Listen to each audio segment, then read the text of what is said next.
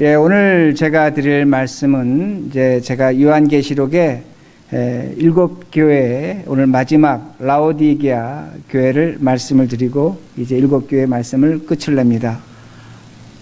그리고 이제 제가 다른 이제 말씀을 준비할 텐데, 지난 일주일 동안 우리가 본 그 7차례에 걸쳐서 우리 머릿돌교의 미래 앞으로 어떻게 나갈 것인가를 제가 말씀을 드렸고, 오늘 마지막으로 라오디게아 교회가 됩니다. 제목은 우리가 변질할 것인가, 그렇지 않으면 우리가 변화할 것인가, 이 새로운 시대에 어떻게 살 것인가를 말씀을 드리겠습니다. 우리는 인류는 1차, 2차, 3차 산업혁명이 있었고 지금 4차 산업혁명의 직전에 들어가고 있습니다. 어떤 면에서 우리는 굉장히 다행스러운 세대입니다. 행복한 세대입니다. 왜냐하면 여기 계신 분들은 대부분 2차, 3차, 4차 그 산업혁명을 겪으신 분들이 됩니다. 여러분 아시겠지만 1차 산업혁명은 영국의 증기기관의 발명입니다. 그 2차 산업혁명은 우리가 아는 것처럼 철강의 어떤 그 강화, 그러니까 철이 강화됐고 그리고 기계 문명이 발달하게 됩니다. 3차 산업혁명은 컴퓨터의 발달이고 4차는 우리가 요새 많이 듣고 있는 것처럼 아직 정확하게 정해지진 않았지만 인공지능, 로봇, 3D 프린터 이런 것들이 됩니다. 이제는 인간이 무엇이든지 예를 든다면 만들어낼 수 있습니다. 찍어낼 수가 있습니다. 3D라는 프린터로 우리가 그렇게 만들어낼 수 있습니다. 지금 세상은 혁명입니다. 사실 혁명입니다. 새로운 시대로 진입하고 있다는 말씀이 됩니다. 근데 제가 좀 전에 말씀드린 것처럼 1차, 2차, 3차는 우리가 겪었습니다. 그런데 그 중에 1차는 영국에서 일어났고 지금 2차, 3차, 4차의 주체는 미국이 됩니다. 미국이 이러한 산업혁명의 주체인 것을 우리가 알 수 있고, 우리가 지금 이 땅의 삶을 살아가면서 우리의 미래를, 우리의 교회를, 우리의 가정을 어떻게 준비할 것이고 우리가 여기서 변화할 것인지 변질할 것인지 둘 중에 하나의 길을 선택할 수밖에 없다는 말씀입니다. 많은 미래학자들이 걱정하는 것 중에 하나가 앞으로 미래의 교회가 존재할 수 있는가, 이렇게 우리들 함께 모여서 예배드리고 성가대가 있고 이런 형태의 예배가 존재할 것인가를 그렇게 질문하기도 합니다. 앞을 예측할 수 없는 시대에 우리들이 살아가고 있다는 겁니다. 이것이 교회뿐만 아니라 여러분의 가정도 마찬가지고 여러분의 직업, 직장, 사업도 마찬가지가 됩니다. 제가 좀 전에 변질이라는 단어를 썼습니다. 변질이라는 것은 여기 어떤 물체가 있는데 이 물체의 성격, 형태, 색깔 이런 것들이 달라지는 겁니다. 달라지는 겁니다. 근데 변질이라고 할 때 그 변질은 없어지는 겁니다. 다시 말하면 원래의 성격이 사라지는 겁니다. 그래서 decomposition이라고 합니다. 완전히 다른 것으로 변해버리는 것이 됩니다. 그러나 변화라는 것은 똑같은 변질의 의미를 갖습니다. 여기 있는 모양과 형태와 성격이 변합니다. 그러나 변화라는 것은 트랜스폼입니다. 어떤 다가올 시대에 이것을 견뎌낼 수 있는 힘을 갖고 생명력을 갖습니다. 그러게 변화라는 단어를 쓰고 있다는 겁니다. 본문의 라오디게아 교회는 변질한 교회입니다. 변질한 교회입니다. 그러게 하나님께서 그들에게 찾아가셔서 너희들이 그 변질한 것에서 변화하라고 말씀하시는 겁니다. 마찬가지입니다. 오늘도 우리가 변질을 해서는 안 됩니다. 우리가 교회가 변질해서도 안 되고 여러분의 가정과 부부관계가 변질해서도 안 됩니다. 그러나 만약에 우리가 변질했다면 변화해야 된다는 겁니다. 변화해야 된다는 말씀이 됩니다. 그러기 14절 말씀을 보시기 바랍니다. 라오디게아 교회 사자에게 편지하라. 아멘이시오 충성되고 참된 증인이시오 하나님의 창조의 근본이신 이가 이르시되. 성경은 뭐라고 가르쳐 주냐면 라오디게아에 말씀하신 예수님이 창조주 하나님이라고 말씀합니다. 그리고 그 창조주 하나님 말씀하신 것이 아멘입니다. 진리입니다. 그리고 그 말씀에 충실하고 그 말씀의 증인이라고 말씀합니다. 이 말씀은 어떤 의미가 되냐면 오늘 우리가 하나님의 말씀을 진리로 받아들여야 되고 그 말씀에 우리가 충실하게 살아야 되고 더 나아가서 세상의 증인으로서 말씀의 증인으로서 살아야 된다고 그렇게 말씀합니다. 그런데 오늘날 우리가 살아가는 이 시대, 이 교회, 세상 가정도 마찬가지입니다. 하나님의 말씀이 무너지고 있다는 겁니다. 하나님의 말씀이 무너지고 있다는 겁니다. 왜 그런가? 이 시대 정신이 우리에게 그것을 요구하고 가르쳐주고 있습니다. 오늘날 이 시대를 우리가 포스트 모던이라고 합니다. 직역하면 후기 근대입니다. 그러나 다른 말로 하면 다원주의 사회입니다. 오늘날은 절대 가치가 없습니다. 모든 것이 가치를 갖고 있습니다. 내가 말하는 것도 맞을 수 있고 네가 말하는 것도 맞을 수 있다는 겁니다. 그러니까 네가 맞는 걸 나에게 주장하지 말라는 겁니다. 여러분들이 이런 태도는 누구에게 볼 수 있습니까? 여러분 자녀들과 얘기할 때 볼 수 있습니다. 아빠가 말하는 게 맞아. 그렇지만 나도 이런 생각을 해. 내 것을 틀렸다고 하지 마라. 이렇게 얘기합니다. 이건 어떤 것이냐면 절대 가치가 없는 겁니다. 과거에 우리들이 교육받을 때는 어른이 얘기하면 그걸 순종했습니다. 그 가치관을 받아들였습니다. 절대성이 있었다는 겁니다. 그러나 이 시대는 절대 가치가 없습니다. 그러기에 오늘날 종교도 세상에 어떻게 가르쳐주고 있냐면 기독교나 불교나 유교나 같다는 겁니다. 서로의 진리가 있다는 겁니다. 서로 인정하자고 그렇게 말합니다. 사람도 마찬가지입니다. 사람도 얼굴 색깔은 다를 수 있습니다. 그러나 얼굴이 희건 검건 노란 거 간에 인권이 있다는 겁니다. 인간은 동등하다는 겁니다. 평등하다는 겁니다. 그러기에 지금 유럽에서도 이런 정신이 있기 때문에 난민을 받아들이는 겁니다. 그걸 거부하는 데도 있지만 이런 정신이 있다는 겁니다. 제가 뭘 말씀드리냐면 오늘날 이 시대는 절대 가치가 없는 겁니다. 절대성이 없는 겁니다. 그러나 하나님은 우리에게 절대적 하나님입니다. 하나님의 말씀은 절대적 진리라는 겁니다. 근데 문제는 뭐냐면 오늘날 교회의 이런 절대성이 교회 안에서 무너지고 있다는 겁니다. 하나님의 말씀과 법이 있는데 사람의 말과 법이 차지하고 있다는 겁니다. 라오디게 교회도 똑같은 일이 일어나고 있는 겁니다. 하나님의 말씀이 있어야 되는데 사람의 말이 있는 겁니다. 하나님의 법이 있어야 되고 하나님의 질서가 있어야 되는데 교회 안에 사람의 법과 질서가 나타나고 있다는 겁니다. 그걸 우리가 쉽게 찾아볼 수 있는 것이 라오디게아라는 이름에서 찾아볼 수가 있습니다. 라오디게아라는 것은 합성어인데 라오는 라오스입니다. 백성입니다. 법적 신분을 가진 사람을 백성 또는 데모스라고 했는데 이건 라오스는 사람들입니다. 근데 디카이라는 말은 헬라어로 소리치다는 겁니다. 그렇지 않으면 다른 뜻은 판단하다는 겁니다. 그러니까 라오디게아는 어떤 교회냐면 사람의 소리가 나는 교회였습니다. 사람의 판단이 나타나는 교회였다는 겁니다. 하나님의 말씀이 나타나야 되는데 교회 안에 사람의 판단이 나타나고 사람의 소리가 나는 교회였기 때문에 하나님이 라오디게아 교회를 질책하시는 겁니다. 그리고 그 교회는 칭찬 한마디가 없는 겁니다. 그러기에 회개하라고 그렇게 강요하고 계십니다. 오늘날 마찬가지입니다. 한국에 교회가 있는데 정말로 일어나서는 안 될 일이 일어났습니다.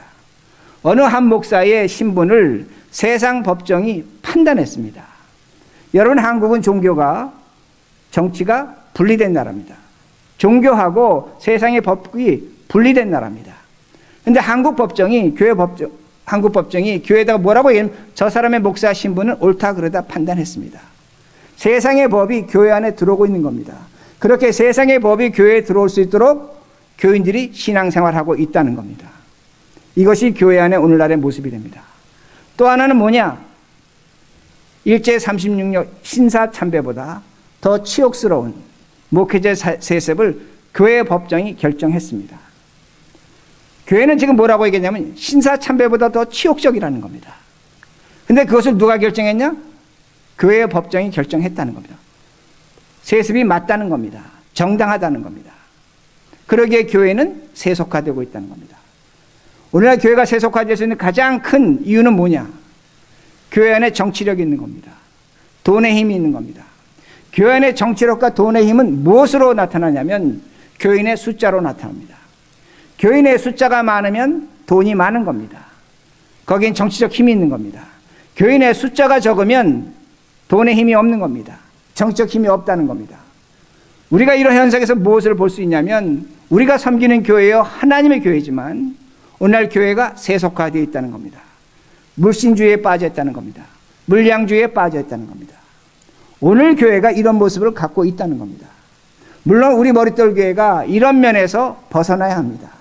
이런 일에 있어서는 안 된다는 겁니다. 그러기에 우리 교회 안에 하나님의 음성이 들려져야 한다는 겁니다. 하나님의 가치와 판단이 나타나야 한다는 겁니다. 오늘도 교회 안에 하나님의 말씀과 음성이 들려지지 않으면 반드시 사람의 소리가 납니다. 사람의 판단이 나타납니다. 그리고 나타나는 것은 뭐냐? 세상이 교회를 조롱합니다. 세상이 교회를 멸시합니다. 그러나 교회 안에서 하나님의 음성이 나타나면 그 교회가 크건 작건 간에, 힘이 있건 없건 간에 세상은 교회를 존경할 수밖에 없다는 겁니다. 인정할 수밖에 없다는 겁니다. 그러기에 예수님께서 라오디게 교회를 심하게 질책하십니다. 왜냐하면 그 교회 안에서는 사람의 소리가 나고 사람의 판단이 나타나고 있다는 말씀이 됩니다. 그러기 15절과 16절 보시기 바랍니다. 내가 내 행위를 아노니 내가 차지도 아니하고 뜨겁지도 아니하도다. 내가 차든지 뜨겁든지 하기를 원하노라. 내가 이같이 미지근하여 뜨겁지도 아니하고 차지도 아니하니 내 입에서 너를 토하여 버리리라. 이 말씀은 우리가 너무나 잘 아는 말씀입니다. 우리가 간혹 이 말씀을 이렇게 해석합니다. 신앙생활 하려면 뜨거운 열정이 있어야 되고 뜨거운 열심이 있어야 되든지, 그렇지 않으면 안 할 뻔 아예 하지 말라는 겁니다. 미지근하게 뜨겁지도 않고 차지도 않은 그런 신앙은 하나님이 토해버린다, 그렇게 이야기합니다. 그런 의미는 아닙니다. 이건 그런 의미는 아닙니다. 이 말씀은 어떤 의미가 되냐면, 당시에 라오디게아 교회는 돈이 많았습니다.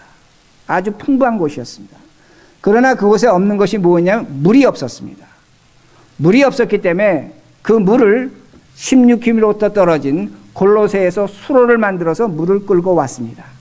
그리고 당시의 사람들은 가장 중요한 일과가 뭐였냐면 목욕을 하는 거였습니다. 목욕하려면 뜨거운 물이 필요했습니다. 근데 온천이 없었습니다. 그러다 보니까 그 물을 어디서 끌고 왔냐면 4km 떨어진 파묵칼레라는 그 온천이 있는 곳에 물을 끌어왔습니다. 근데 물을 끌어오려면 오늘날 같이 수도관을 땅에 묻는 것이 아니라 아쿠아닥트라 그래서 물길을 내는 겁니다. 돌로 만드는 겁니다. 처음에 물은 식수로 뽑은 건 시원한 물이었습니다. 찬물이었습니다. 그러나 그 아쿠아닥트가 돌로 된 것이 태양빛에서 뜨거워집니다. 물이 16km나 흘러오는 겁니다. 막상 그 물이 도착했을 땐 그 물이 미지근한 겁니다. 마실 수가 없는 겁니다. 온천물도 마찬가지입니다.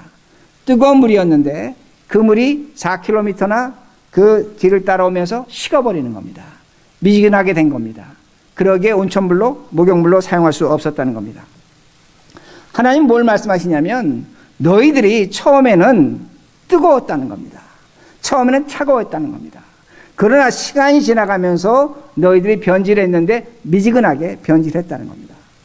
라오디게아 교회는 사실 뜨거운 교회였습니다. 예수님이 오시기 200년 전에 당시에 그리스 황제가, 그리스 왕이 유대인 7,500명을 강제로 라오디게아로 이주시켰습니다. 거기서 살라는 겁니다.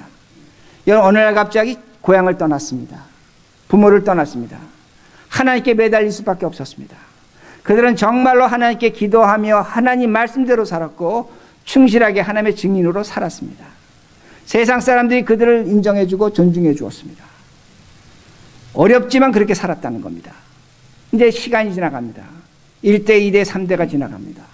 제가 좀 전에 말씀드린 것처럼 라오디게아는 돈이 많은 곳입니다.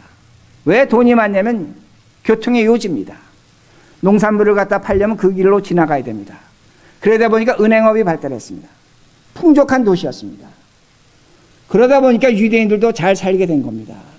잘 살게 되다 보니까 하나님을 잊어버리기 시작한 겁니다.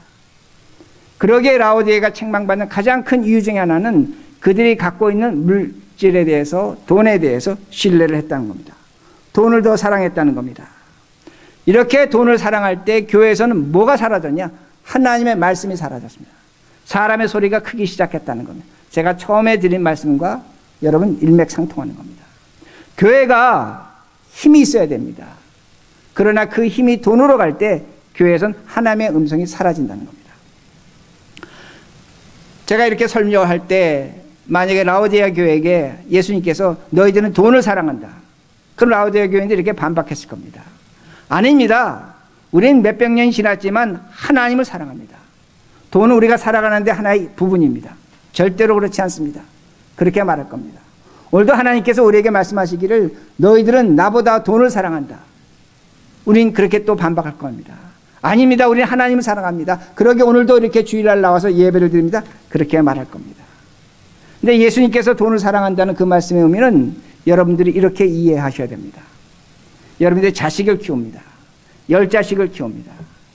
10자식을 키우는데 똑같이 여러분은 사랑을 줍니다. 다 사랑합니다. 왜? 여러분의 자식이니까. 근데 어느 날 자식 하나가 와서 뭐라고 얘기했냐면 엄마 아버지는 나를 미워한다는 겁니다. 실제로 그런 일이 있었습니다. 부모가 깜짝 놀랐습니다. 언제 내가 너를 미워했냐? 나는 너를 사랑한다. 근데 그 자식이 미워하는 걸 이렇게 얘기합니다. 엄마는, 아버지는 나보다 형을 더 좋아해. 형을 더 좋아하니까 나를 미워한다는 겁니다. 부모는 그 자식을 사랑했습니다. 그러나 여러분에게 10손가락이 있듯이 10손가락 10자식 똑같이 사랑하지 못합니다. 어느 자식은 더 사랑하고 어느 자식은 덜 사랑한다는 겁니다. 그러기에 덜 사랑받는 자는 사랑을 받았음에도 불구하고 엄마 아버지가 나를 미워한다고 그렇게 얘기하는 겁니다. 똑같은 논리가 적용됩니다. 오늘도 우리는 돈을 사랑합니다.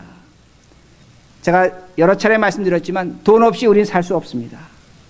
믿음만 갖고 살겠다. 그렇지 않습니다. 여러분 일하시고 돈 버셔야 됩니다. 돈을 사랑하셔야 됩니다. 그러나 우리가 하나님을 더 사랑해야 된다는 겁니다.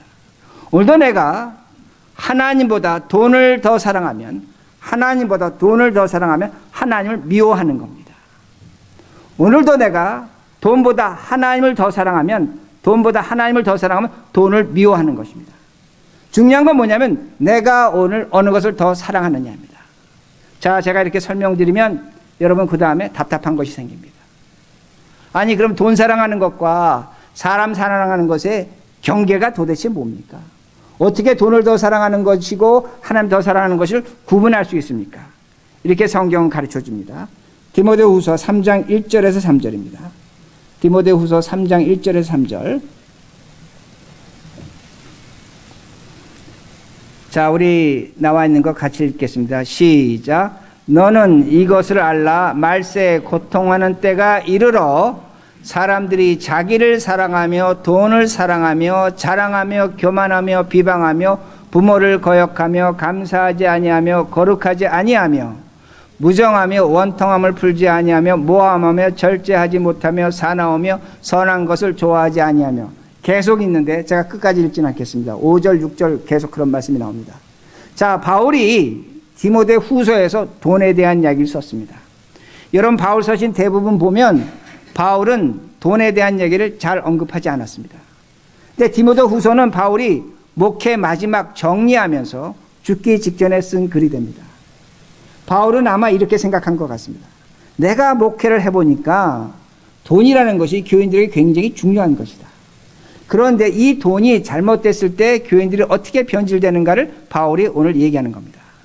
여러분 말씀 보시면 말세에 고통하는 때가 이르러 사람들이 자기를 사랑하며 돈을 사랑하며 그 다음부터 어떻게 의역하세요? 돈을 자랑하며 돈 때문에 교만하며 돈 때문에 비방하며 부모를 거역하며 이렇게 말씀을 해석할 수 있는 겁니다. 성경이 뭘 보여주고 있냐면 돈이라는 것이 중요한 것이지만 그걸로 사람이 변질될 수 있다는 겁니다.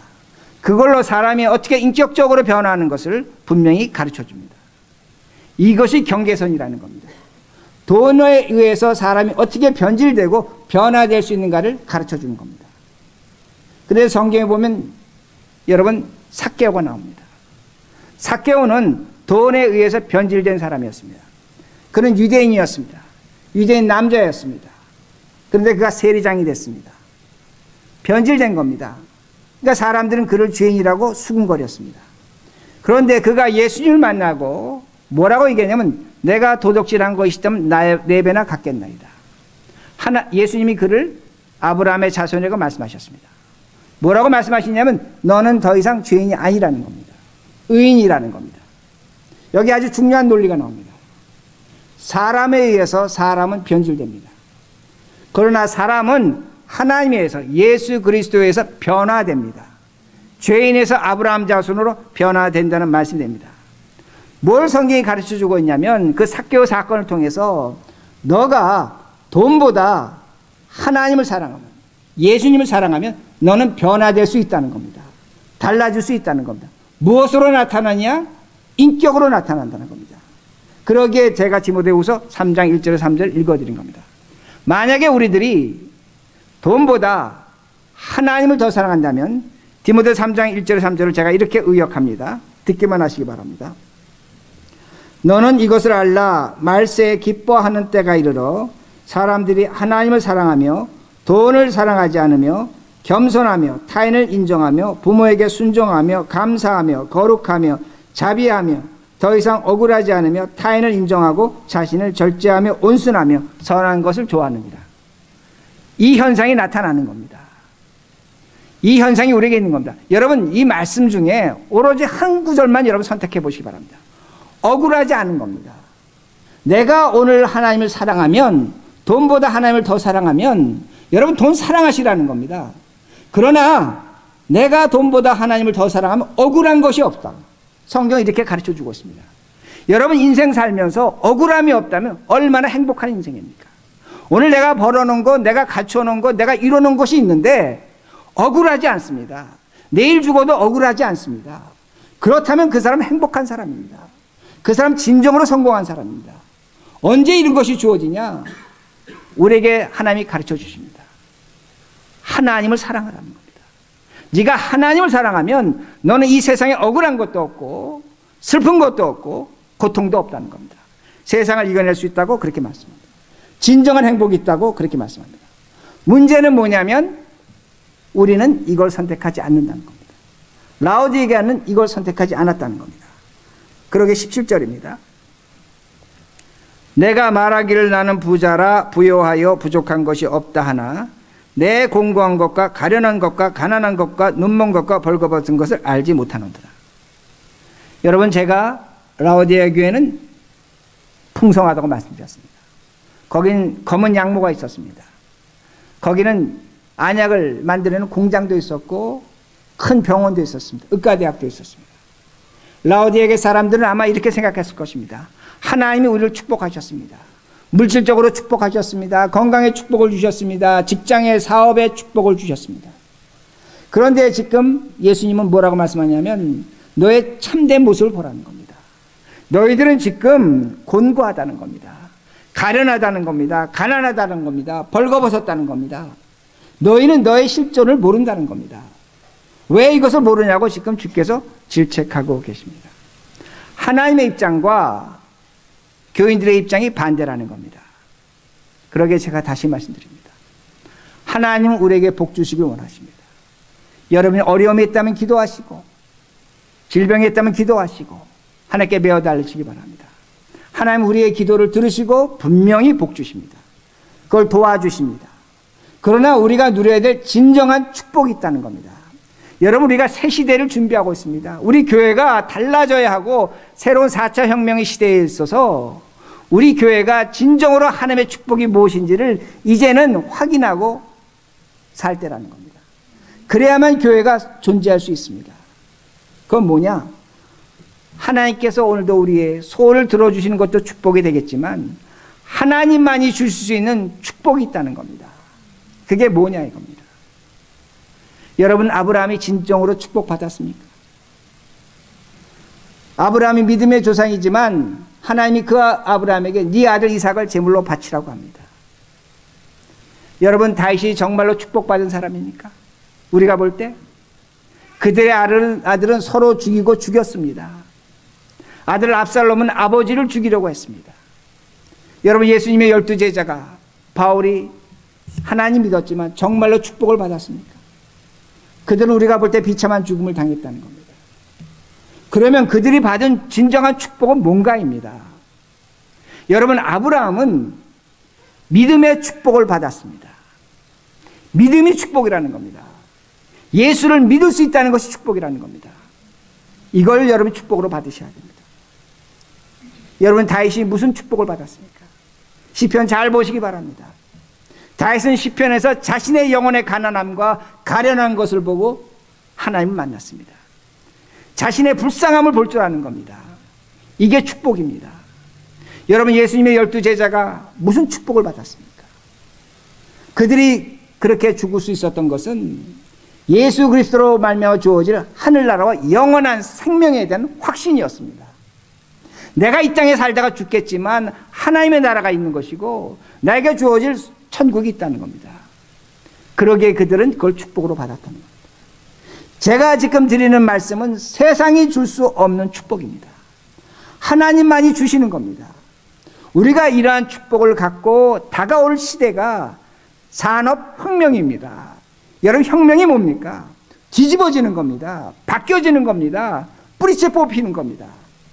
우리 교회가, 우리 가정이, 우리들이 이 시대를 어떻게 관통하고 살아남을 수 있겠는가?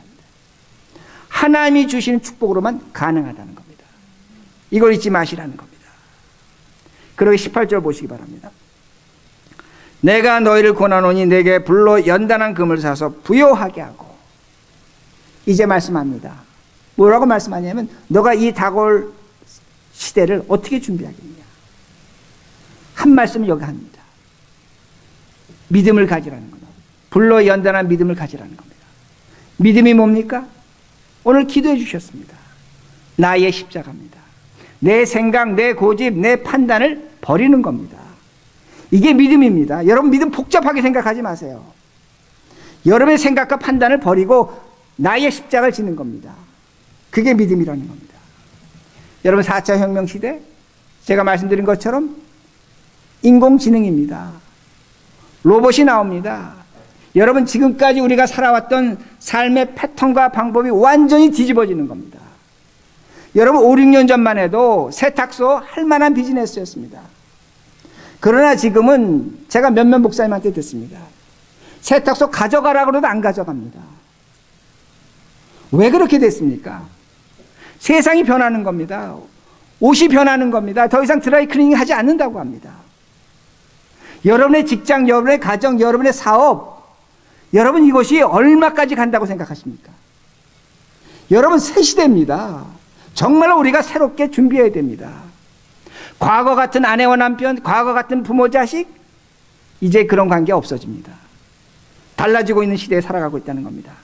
여러분이 여러분에게 변화를 주지 않으면, 새 생각과 새 마음을 갖지 않으면 여러분의 직장, 여러분의 가정 지켜내기 쉽지 않습니다.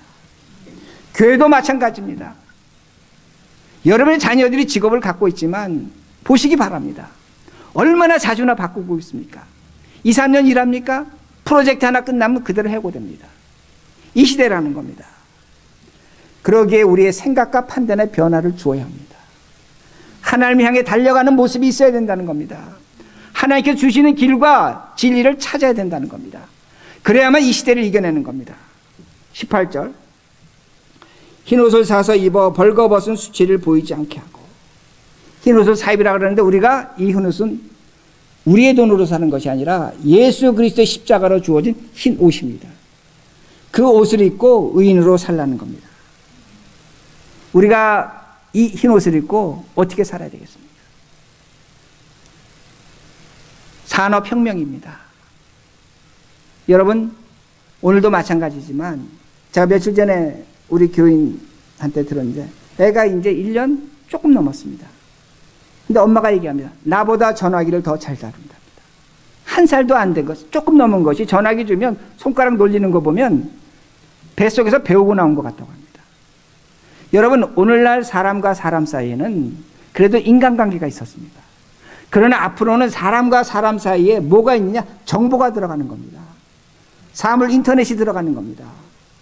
거기엔 우리들이 생각할 수 없는 엄청난 과학적이고 기계적인 것이 들어가는 것입니다. 자동화가 들어가는 겁니다. 옛날에 우리 어머님들은 백큐하면서 집안 청소했습니다. 이제는 백큐할 필요 없습니다. 저절로 알아서 합니다. 뭘 얘기하는 겁니까? 인간과 인간의 관계가 고립화되는 겁니다. 다른 걸로 채워지는 겁니다. 여러분, 흰 옷을 입고 뭘 하시겠습니까? 흰 옷 입고 자랑하시겠습니까? 여러분의 자녀들에게 찾아가 보시기 바랍니다. 제가 제일 우리하고 걱정하는 것은 뭐냐면 우리의 자녀들입니다. 여러분, 우리는 3차 산업, 2차 산업을 겪은 사람들입니다. 그리고 4차 산업에 들어가기 때문에 정체성이라는 것이 있습니다. 어떤 분들이 이렇게 얘기합니다. 우리 자녀들은 이 문화 속에 태어났기 때문에 이 시대를 잘 견딜 것이다. 천만의 말씀입니다. 역사를 보면 산업혁명 척에 견뎌내지 못했습니다. 마찬가지입니다. 오늘날 우리 자녀들이 엄청난 정신적인 압박을 받을 겁니다. 여러분, 우리 자녀들에게 찾아가셔서 부모로서, 어머니 아버지로서 뭘 하고 있는가 합니다. 정말로 인간적으로 대접하고 있는가 합니다. 오늘도 교회에서 교인과 교인이 인간으로 만나고 있는 겁니다. 사람과 사람으로 만나고 있는 겁니다. 이것이 중요하다는 겁니다. 흰옷을 입은 사람답게 살아야 됩니다. 그래 18절 후반절, 안약을 사서 눈에 발라보게 하라. 안약을 사라고 말씀합니다. 여러분, 우리 눈은 볼 수 있는 것은 봅니다. 그러나 볼 수 없는 것을 봅니다. 그런데 우리가 하나님의 마음을 가질 때, 하나님의 안약을 바를 때 볼 수 없는 것을 볼 수 있습니다. 하나님의 마음을 가질 때 그렇다는 겁니다. 여러분, 이 시대에 이미 나타나고 있습니다. 극단적 분열이 나타나고 있습니다. 남성과 여성이 분열하고 있습니다. 미국의 올해에 약 180명의 여자들이 출마합니다. 주지사 선거에 많은 여자들이 나갑니다. 이제는 남성과 여성이 극단적으로 분열합니다. 그 중에 하나가 미투 운동이라고 합니다. 여러분, 이제는 갖고 있는 자와 갖지 못하는 자가 극단적으로 분열합니다. 옛날엔 중산층이라는 것이 있었지만 중산층은 더 이상 존재하지 않을 수도 있다고 얘기합니다. 이제는 지식, 고도의 지식을 갖고 있는 자와 그 지식을 소유하지 못한 자로 분열합니다. 옛날엔 대학 교육 받으면 이 세상 살 수 있었습니다. 이제는 그렇지 않은 시대가 온다고 합니다. 분열하는 시대입니다. 이게 새로운 산업혁명입니다. 여러분, 이 시대에 이런 간격에서 우리가 할 수 있는 것이 뭘까입니다. 우리가 하나님의 마음을 가져야 됩니다. 우리 교회가, 우리 가정이, 아내와 남편이 하나님의 마음을 가져야 된다는 겁니다. 벌어지는 간격 속에, 부모와 자식 간격 속에 우리들이 해야 할 일이 있다는 겁니다. 이런 분열을 좁혀야 됩니다. 그러기에 희생해야 되는 것이고, 그러기에 사랑해야 되는 것이고, 그러기에 용서해야 되는 겁니다. 이것이 바로 안약을 바른 사람들의 모습이 됩니다. 이것이 우리 머릿돌 교회가 가야 될 길이고, 여러분의 가정이 가야 될 길이고, 우리가 가야 될 길입니다. 이것이 새로운 시대를 준비하는 겁니다. 그러기에 말씀을 마칩니다. 제가 좀 전에 말씀드린 것처럼 우린 지금 이 산업혁명의 첫 발을 딛고 있습니다. 앞으로 이것이 어떻게 전개될지는 모릅니다. 그러나 우리 교회가, 여러분의 가정이, 우리 자신이 하나님의 말씀으로 채우시고 준비하시기 바랍니다. 제가 목사라서 그렇게 말씀드린 것이 아닙니다. 다른 것으로 채워서 이 시대를 준비할 수 없습니다. 하나님의 말씀입니다. 이것을 채우시고 이 시대를 준비하시고 이 시대를 맞이하시고 변화하시는 우리들이 되길 바랍니다.